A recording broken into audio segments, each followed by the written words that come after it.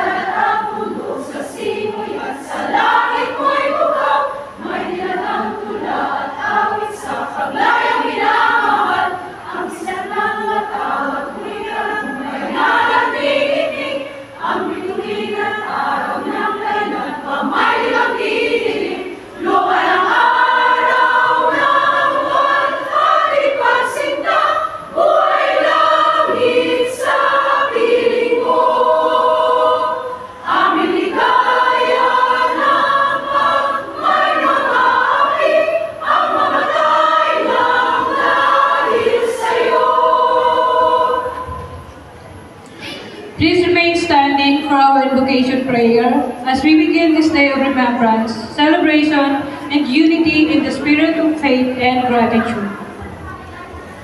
Let us pray in the name of the Father, of the Son, and of the Holy Spirit. Amen. Dear Lord, we come before you today with a grateful heart, with a song of praise, to magnify your holy name and to fully declare that you are our God of all creation. Dear Lord, we are sorry for all our sins and we ask forgiveness. Cleanse us with your unfailing love. Dear Heavenly Father, we pray for your divine power. We call upon your Holy Spirit to be among us, to guide us as we begin with the celebration of our 127th Philippine Independence Day. Lord, we ask for your wisdom and strength that all whom you gathered here will feel your love. Lord, we are thankful for the courage, resilience, and sacrifices of our ancestors who fought for our country's freedom. May the values of their patriotism guide us to continue to serve our country with the best of our ability.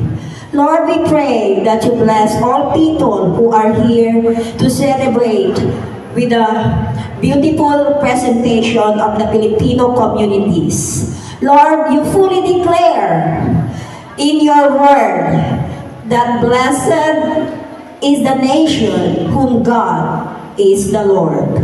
We believe, Lord, the Philippines shall rise and we shall prevail. Indeed, Lord, we are very thankful for this wonderful day, and we thank you for all the blessings you have done for us. All the glory and honor is yours, Almighty Father. In the name of the Father, of the Son, and of the Holy Spirit, amen. Thank you, FFO Singwar and Madam Carmen Lauderes. Please be seated, everyone.